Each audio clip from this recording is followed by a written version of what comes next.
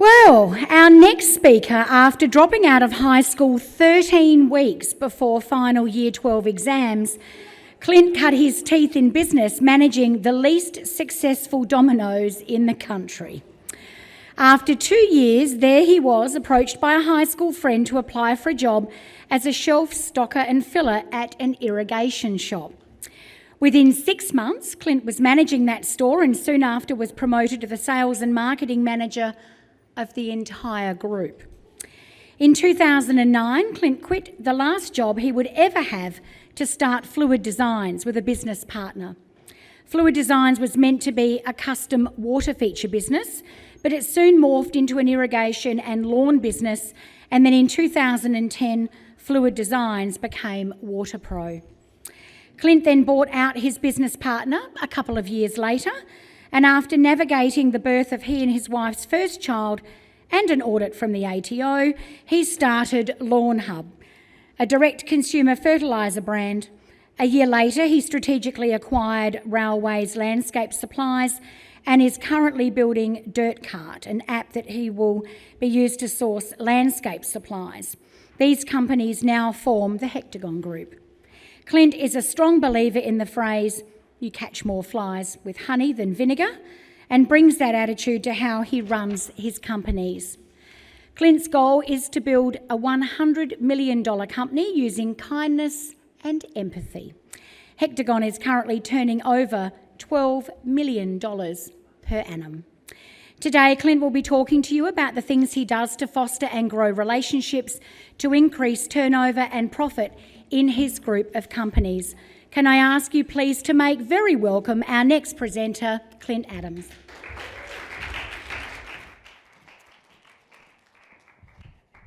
Thank you. Good afternoon, everyone. I wrote that introduction myself. I tried to keep it brief. I'm very conscious of time. I could probably talk to you for a couple of hours, so it's really important to me. No, I've been told by multiple people that that's not happening. I guess firstly, I stand out in the room, right? I don't look like the majority of you. So I'll just give you a bit of context. Jodie and I have known each other for years now, and we've done work, Jodie as a coach for me, both personally and through my companies. And probably the last thing we worked on was a strategic plan, which is, I think that's what you're doing next. The reason that was something that Jodie identified that I needed to do was I've got a lot of ideas in my head, as most entrepreneurs do, and I'm actively chasing 5 to 10 things at once, and I was had a lot of anxiety, like some pretty crippling anxiety at the time, like hospitalised anxiety. And by doing that, it helped partially clarify. I'm still a work in progress as far as being able to focus on one thing at a time. But it helped me get a better understanding of what I needed to do to get this company or this group of companies to $100 million. These are the companies as it stands at the moment. Well, that one's not, but it probably will be at some point.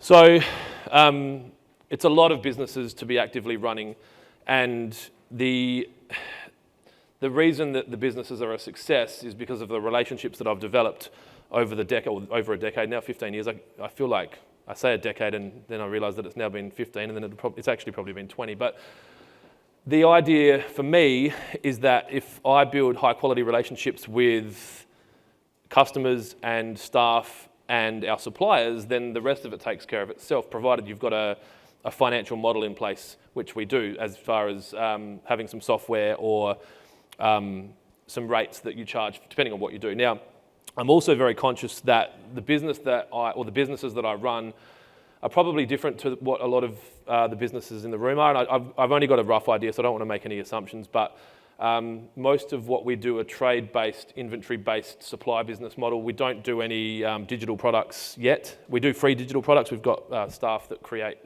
training content and that kind of thing.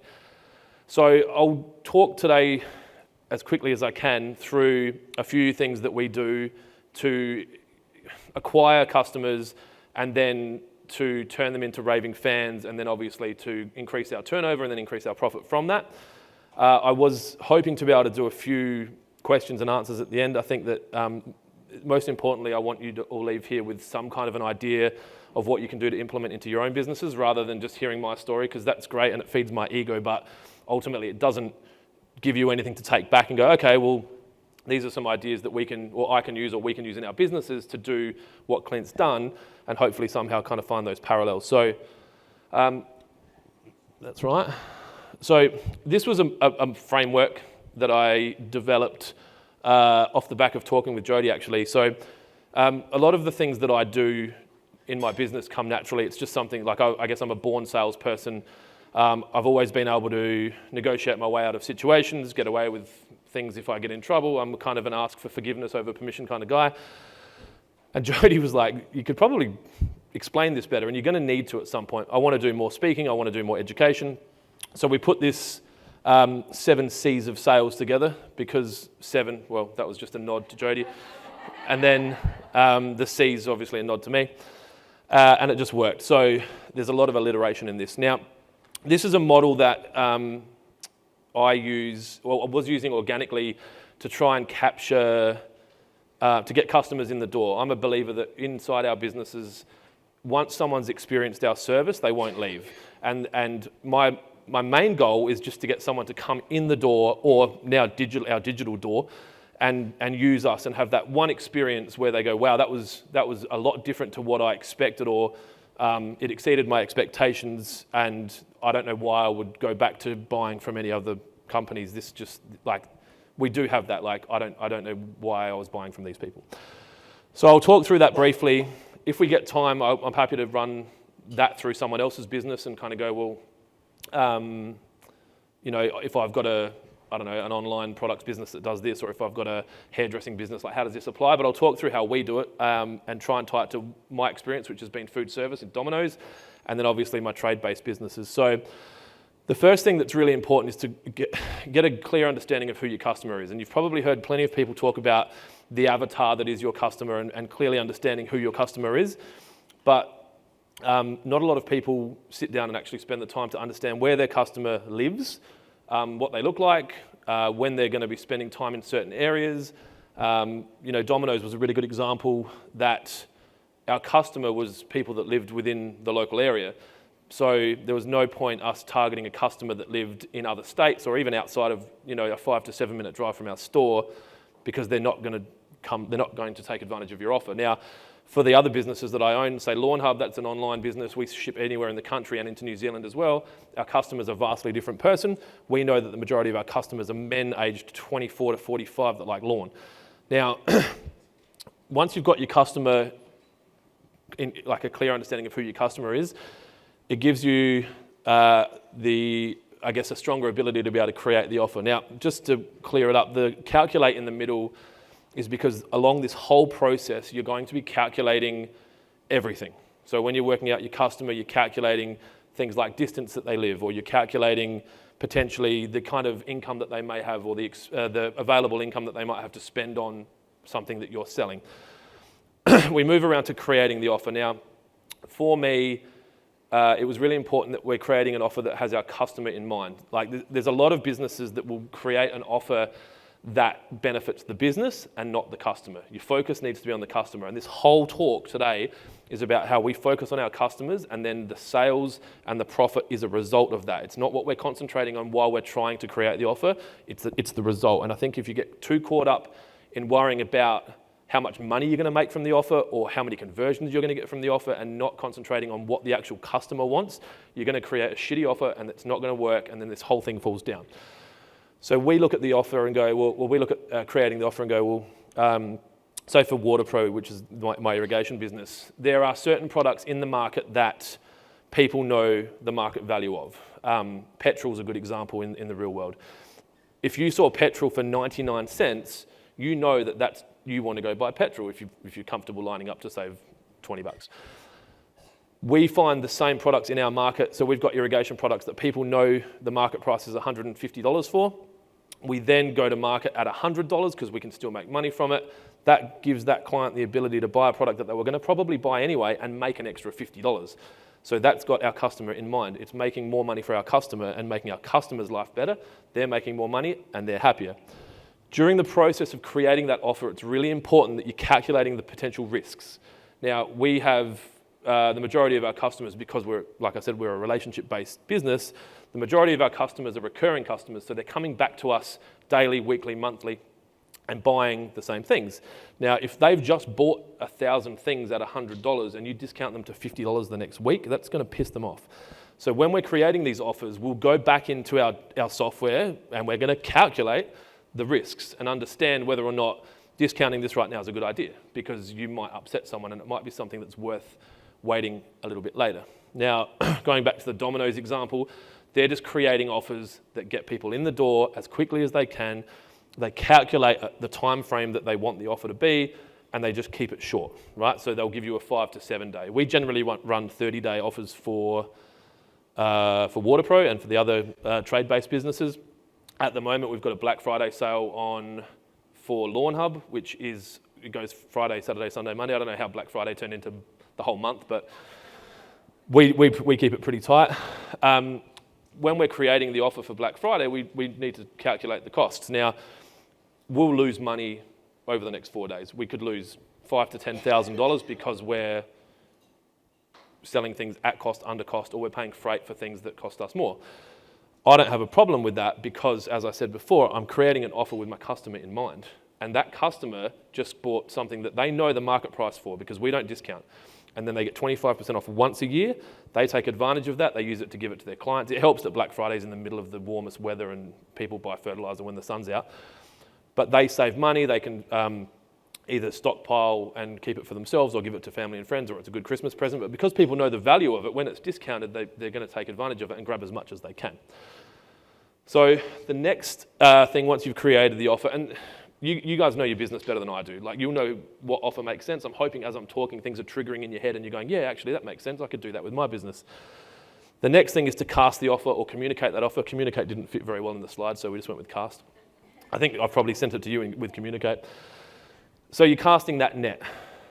If you create an offer that is for everyone, you need to make sure that it gets to everyone, right? There's no point discounting a product, especially if you've got a retail outlet where the discount is going to get applied regardless. So if you think McDonald's have a sale on burgers, or Big W discount those stupid trolleys that my wife makes me drag that I'm kind of coming to terms with. If you discount the price but don't tell anyone, all you're doing is giving a discount to the people that were going to buy it anyway, so you're not taking advantage of it. So the idea is to cast that offer to as many people as you can. Scream it from the rooftops, you email it, you text it, you put it on Facebook, you promote it however you can. Wear it as a shirt and walk around. We call people, so I've got business development people that work in the business. We'll email the offer, then we'll call them. Did you get the offer? Have you got it? You haven't got it? You did get it? I'm going to send it to you again. You sure you got it? Do you want me to send it to a different email address?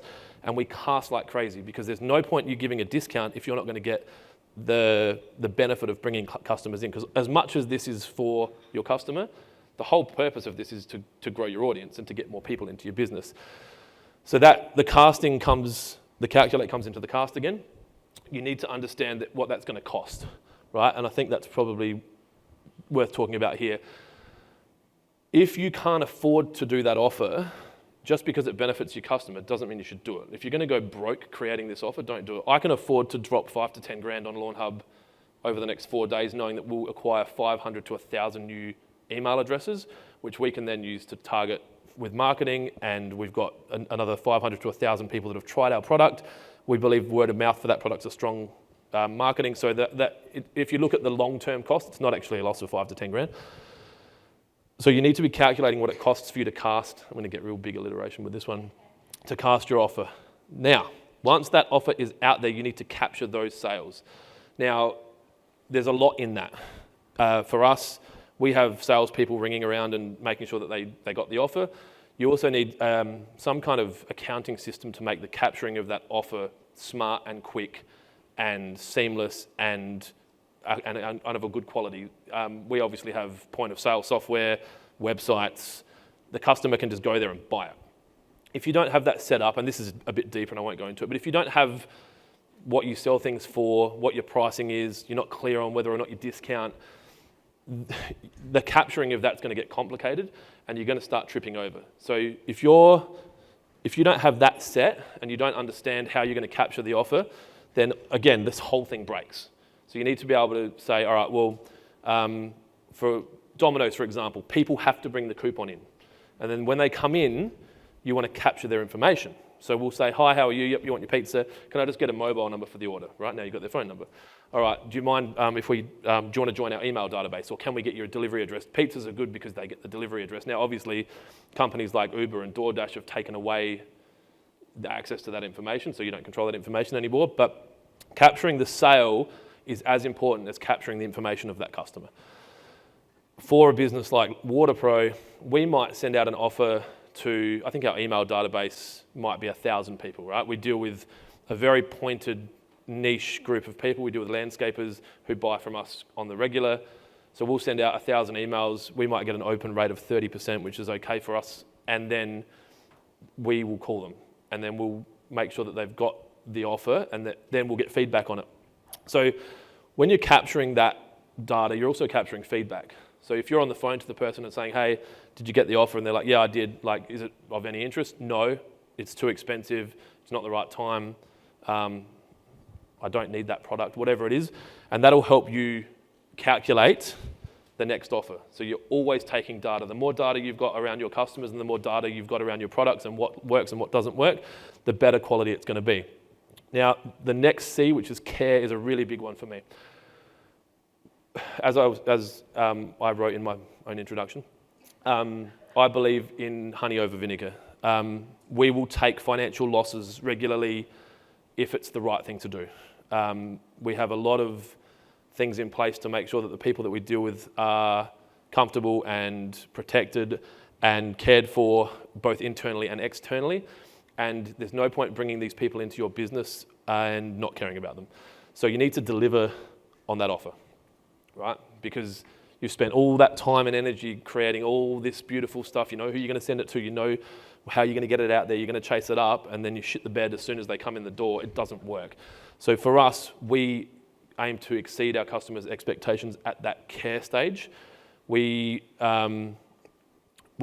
mean, there's simple examples, and it just as I'm about to say it, it sounds real basic, but every delivery that WaterPro has Chubba Chubs in it. Now that's become a thing that our customers know us for, and when we have our delivery utes rock up, people run out to the utes and they're ripping the boxes apart to try and get these Chubba Chubs. Now they've got $10,000 worth of irrigation on a ute, and they're focused on the 80 cents worth of Chubba Chubs, but we're known for it.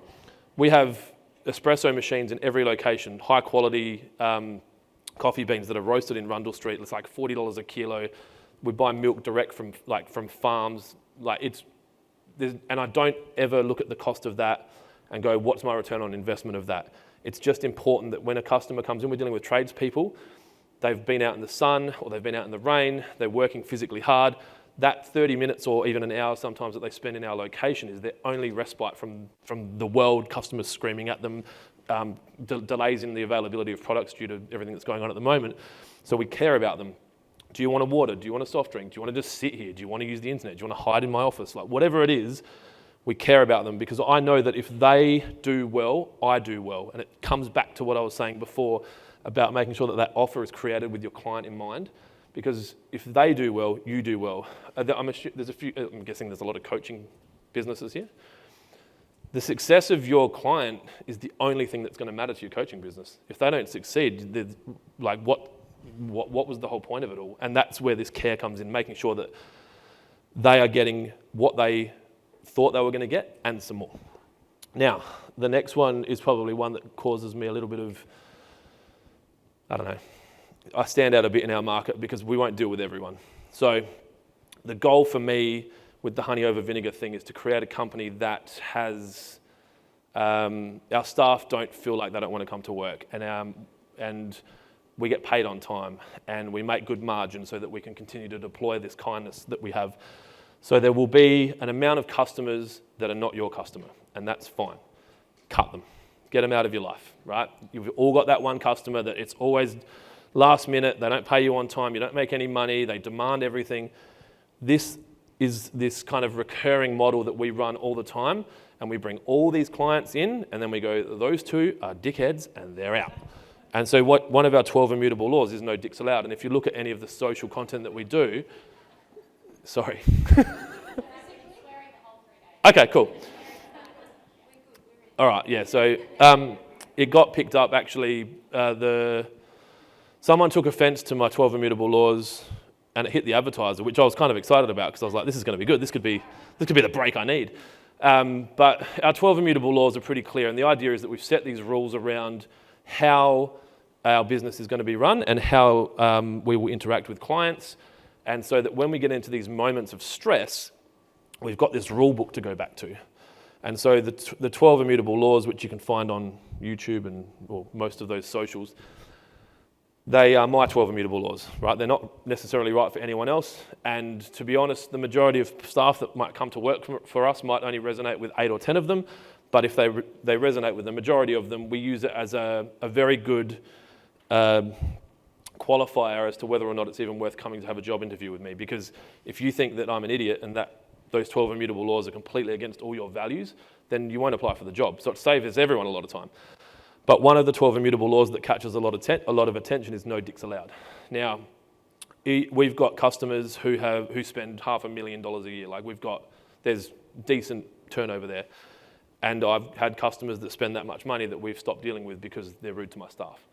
And there's no amount of money that is available for our business that will get me to put the dollar before the person. And I think that's really important, and that's where it's time for you to cut. They'll think I'm finished. I think it's really important, and for that reason, we don't have staff turnover, right? We've got probably, I don't measure it because I don't really care. I just know that the good ones don't leave, and that's what makes me happy. But they know that if a customer's rude to them on the phone, they can hang up on that customer. If a customer's continuously rude to them, they just come to me and ask to put them on the no dicks list, and the customer gets fired, and they're gone. And it just makes the business really, really, really beautiful, right? You get to the point where you've got this whole, like if you use the cast analogy, you've dragged all these fish into your boat, and you just go, nope, nope, yep, nope. And the ones we're keeping, they pay their bills on time, we make good profit on them, and they're good people. And like, they're out there, right? I think sometimes when you're at early stage in your business, and I've been there and I do it, and I still probably do it. That's why the rules are in place, to probably protect the business from me more than my staff, is that I go, no, they're okay. He's a good dude. And they're like, yeah, but he owes us like $100,000 and we made $4,000 on it and he hasn't paid it for 60 days. And I'm like, yeah, okay. But he's a good dude. And they're like, yeah, but he doesn't tick the other boxes, so he's a dick. And I'm like, no, he's not a dick. But his business has dickish behaviour and it's different. And they're like, can we get rid of him? I'm like, yeah, okay, we'll have to go. Yeah, well, they're my rules, so. We don't have a board and we don't vote about things. So I wouldn't be able to work. I don't think I could work for anyone again unless I had full autonomy to run their business. And I couldn't have a board vote and go, we're going to do this now, and then I go do it. So I can bend the rules. And on that, I'm very comfortable changing my mind.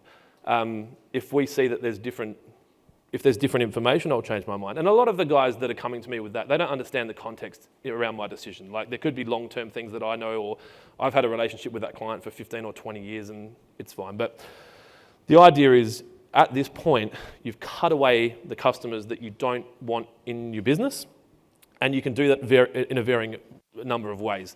You don't ring them up and say, hey, you're a dickhead, we're not dealing with you anymore, because that can cause you some grief inside the market, because that you don't get a chance to tell that story in the market, whereas they might. And then all of a sudden, you're the person that calls people dickheads and you've got no customers. So the way we would do it is we'll increase the pricing and reduce the offer and just make it more and more difficult to deal with us. And in this one case, I just rang the owner and said, look, our values aren't in line. We can't be the supplier that you need. There are suppliers out there that will do what they want, the ones that care about money more than people. Go deal with them, and we'll just live in our little happy fairyland over here, and we'll just kind of just grow slowly. So you cut those customers, and then you start again. And this has been my 12-year model for growing what's now 12 million. It kind of changes, but it's at 12 at the moment. And we just do it again. And we send out an offer, and we go find all those customers, and we bring them in, and we nurture them, and then we go, yep, they're good, they're good, they're good, they're good. And they might be with us for 10 years. And then we get rid of those two, and then we bring them in. And sometimes the ones that we've cut come back because they've had a change, like one of their managers has moved, and we don't just kind of write that off. We'll let them have another, and this is probably another weakness. You come in, we'll have another shot, like you've done some work on yourself.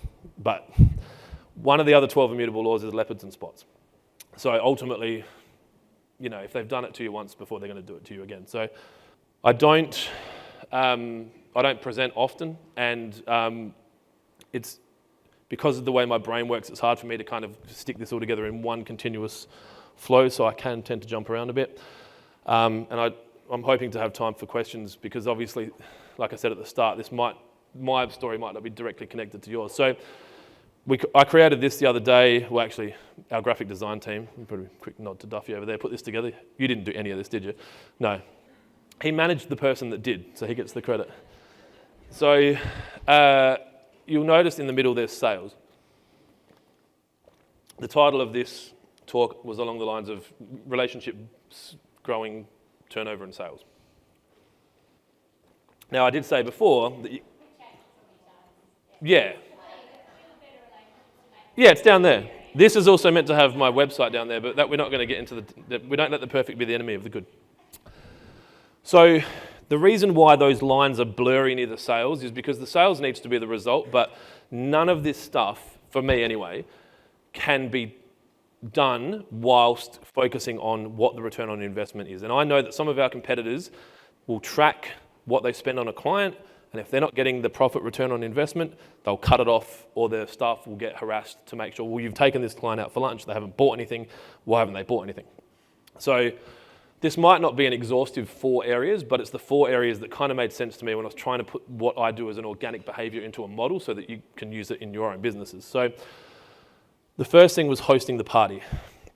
So we've done that last slide, we've captured all these people, and now we want to give them this experience where they'll never shop anywhere else, and they're these raving fans for you, and they're the ones that you can ring up and say, hey, I need a sale, can you just give me something to sell? Like, this is legitimate. Like, I've got customers where we'll be 10 grand under budget, and I'll ring them and say, hey, I need a $10,000 sale to get us to budget, what do you got? And they'll be like, just charge us that for that.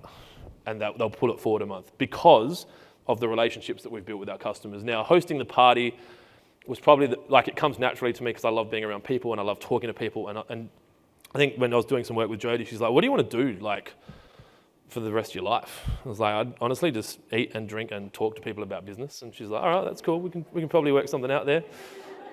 I think we're going to do that, aren't we? I'm going to sit down and eat and drink and talk to some people about business.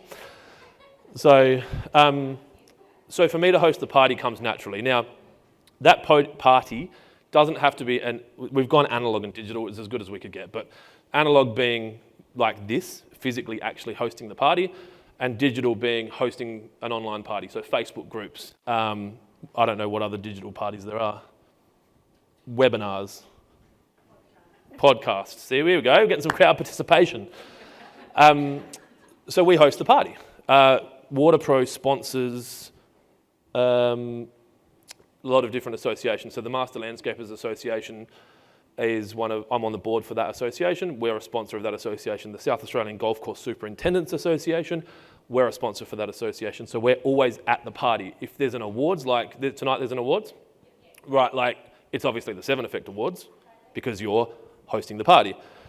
If there was a sponsorship opportunity on that, then, and one of you might have wanted to get in on that and go, well, we want to be part of hosting the party. So we'll sponsor which one is there? There's the strategy, no. Yeah. So a friend of mine owns a business called Ambition Consulting, right? She might be inclined to sponsor the Ambition Award.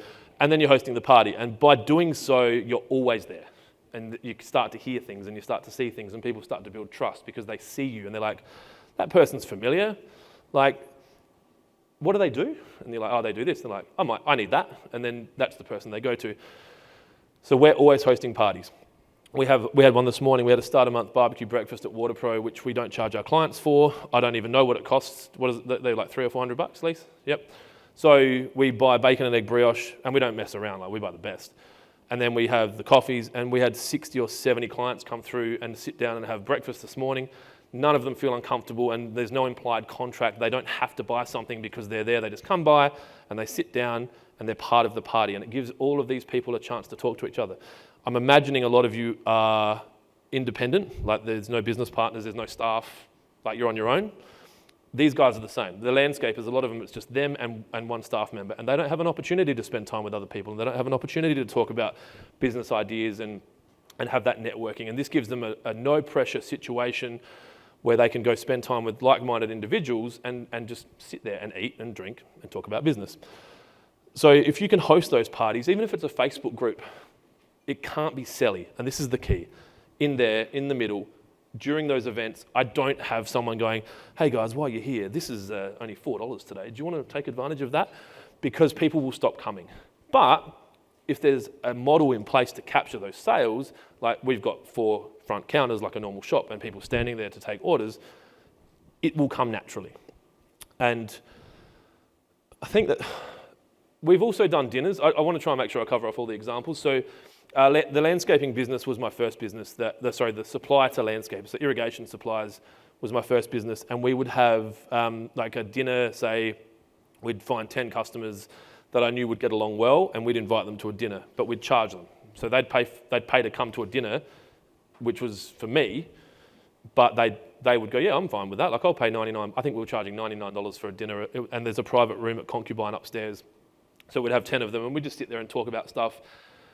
No, they don't have a problem paying for it because they want to do it, and I would have paid for it, but like I guess I was trying to test how much I could get out of them from like how far can we push this? It still cost me money, but it's not selly. I'm not there. I don't stand up and talk. I don't talk about the business. It's just a chance for these people to spend time with each other and to continue to build relationships with me, so that they have this natural. Like we had a guy. I was talking to him at the front counter in WaterPro probably a year ago, and we'd been chasing him for a decade. And I'm like, I'll chase you for 40 years. Like if you're on my radar and I want you to be a customer of my business, I'm not going away. I offered a landscaper a boat the other day to come across. Like I said, I'll buy you a boat. What do you want? Like let's get this, because I'd calculated the cost. Like I knew like if the offer was, I'll give you a boat, and he comes across, the boat cost me 20 grand. He spends 100 grand a year on landscape supplies. I only have to cover that first year, and then he's a customer for life. So where was I? The dinner? Before I bought him a boat. He didn't take me up on the boat. He's got Jason. No, he's a raving fan. He's not going anywhere. But this customer had more integrity. This customer was like, nope, I'm not getting a bribe to come and buy from your business. I don't know where I was going before that, but I'll move on to the personal connection side, because that's probably the most important one. We take an active interest in the lives of the people that we deal with. We build friendships with the people that we deal with, and it's not dissimilar to this room. Like I'm sure a lot of you who didn't know each other a year ago are now friends, or that have met today will continue to be friends. And I guess touching on that, these events are part of all of this, right? What I say doesn't really matter. Like we'll leave and you'll pick up a few tips, and then you finish on your conference high, and then on Monday you'll be like, what was that? But you'll remember the person you sat next to. Oh, okay. So this is a much better structured event than I'm used to.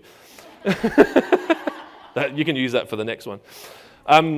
But the people that you sat next to you'll be like, hang on, yeah, and then you'll catch up.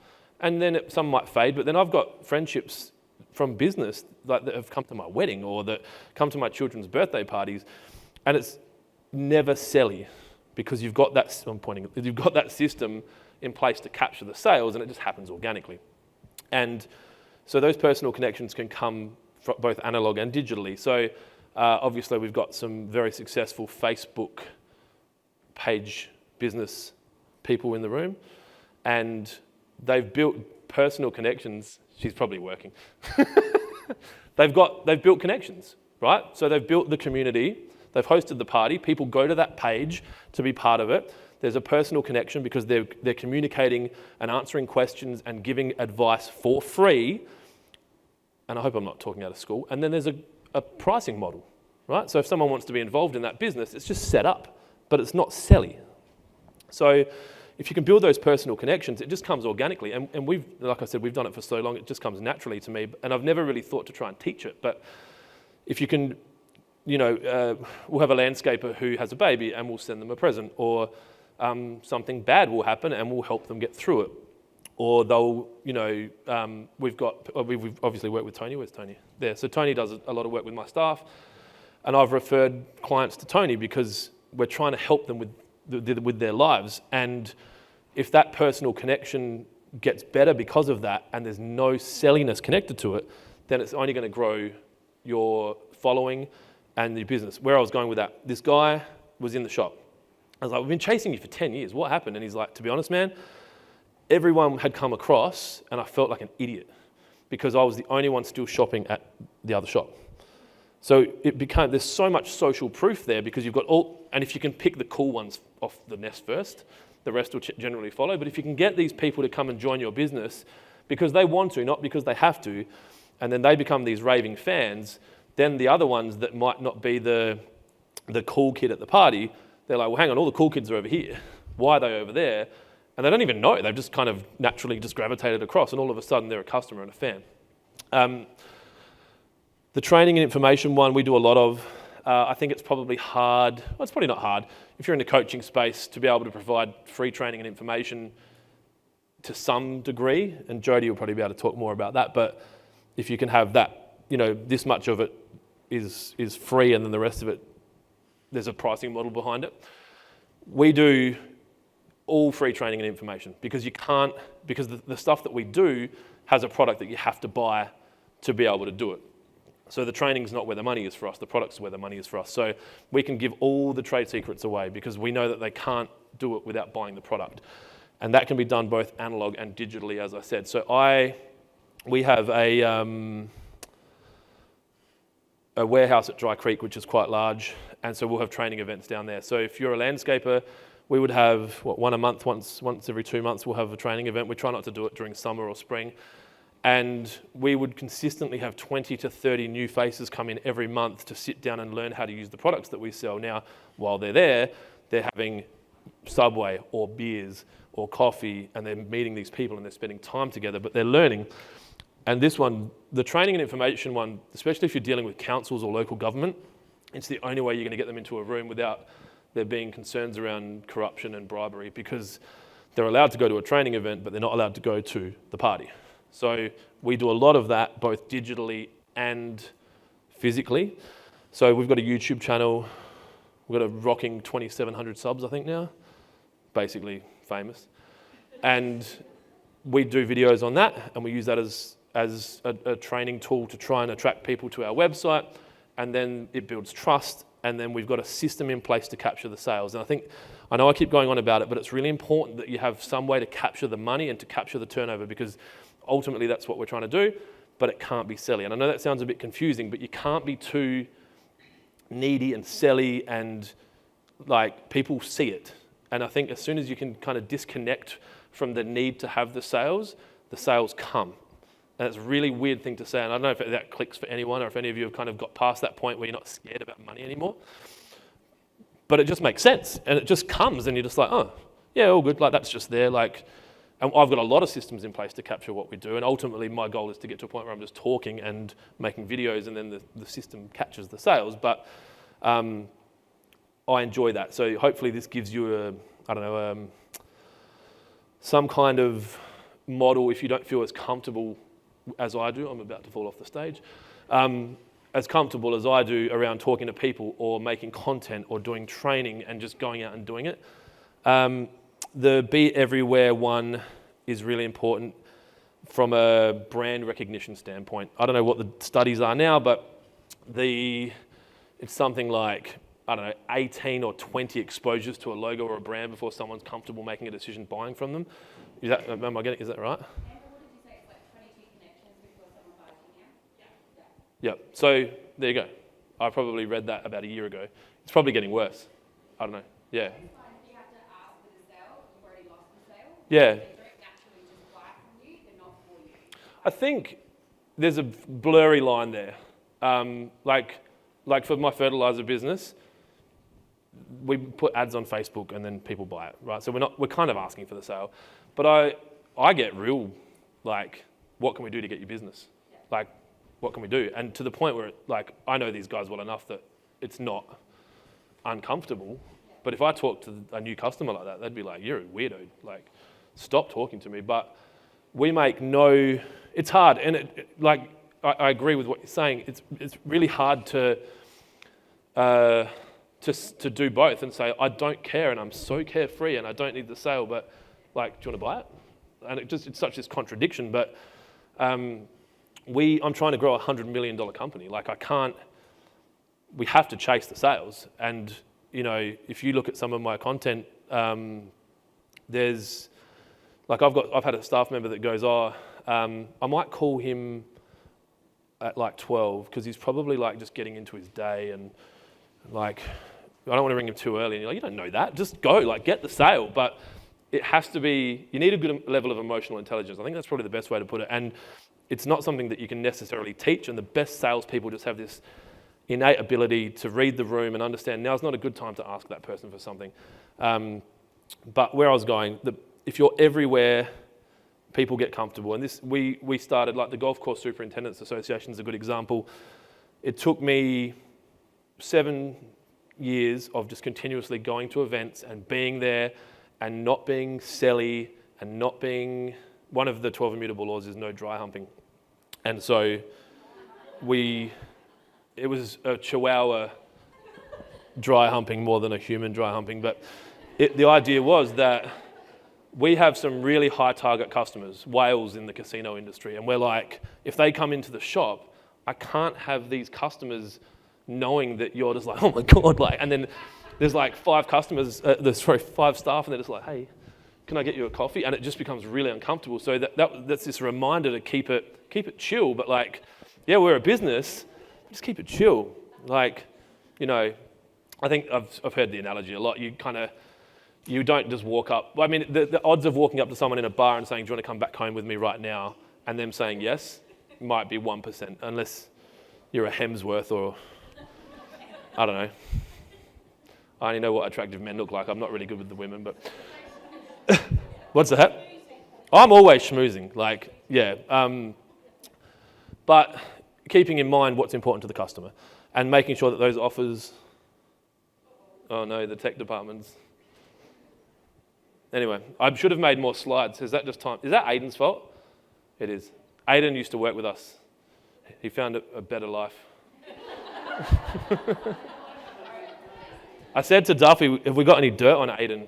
He's going red now. You're not used to being on the other side of the camera, are you? Without my slides, I'm nothing, so I don't know what to talk to you about. They're doing it this is Aiden doing it on purpose. So being everywhere. So being everywhere from a digital standpoint matters as well. So Kelly, did you talk about social media?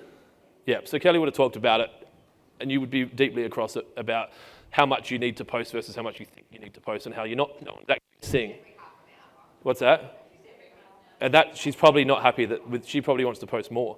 Like there's a commercial reality that you need more staff to do that. I mean, we've got a 2-person media team in a team of 40. So I've got about 40 staff now, and 2 of them are just doing media.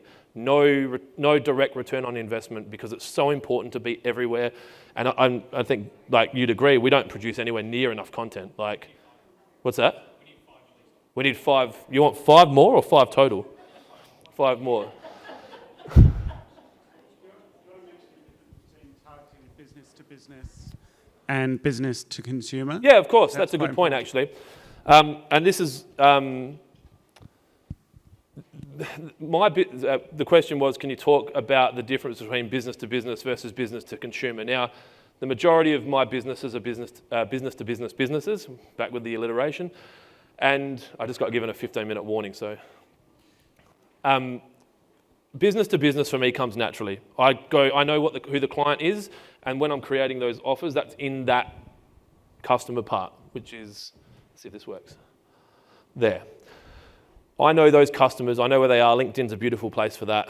And I can create offers that I can either directly take to those people or cast out through LinkedIn or Facebook or Instagram or however it might be. Business to customer or B2C, so business to customer or business to consumer, for me, doesn't come as naturally, and it involves a lot more marketing, right? You can't hand-to-hand, well, you can hand-to-hand combat B2C, but it'll tire you out. That's where Facebook ads, Google ads, Instagram ads, television, if you still watch TV, radio, that kind of thing, it gets you more of the B2C. It doesn't change the process. You still need to do the things. It just might change who you see as your customer and how you're going to cast out those offers.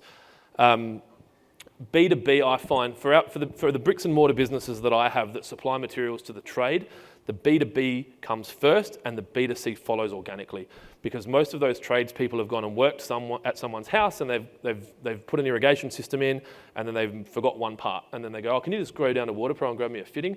Or the customer rings them and says, that sprinkler broke. Who do you guys use? And the word of mouth comes in for the B2C from us. We derive a lot more income from B2B than we do from B2C. So we concentrate on B2B. And for a long time, I would say 95% of our turnover was derived from business-to-business relationships, keeping in mind they're human beings that work in those businesses. So ultimately, you're still selling from a P2P, person to person. It's just that the entity that's maybe spending the money varies. Does that cover enough of it, do you think? So that's a rough, very rough, scattered layout of how we've started from nothing. Like WaterPro had no customers. It was a brand that we started from scratch to build it into a company that now turns over 12 million. I've done that over 12 years and I need to get to 100 in the next 10. So we've got a lot of work to do. My goal is to get to 100 million before I turn 50. And so all of this is going to have to at scale during that process. But we've got a really good formula in place now. We understand what products we buy, we understand how to sell them, we understand who our customer are, we understand the profit that we require. I'm deeply across all of those percentages, and I think that I could talk about that as a whole different talk, but I won't do it now.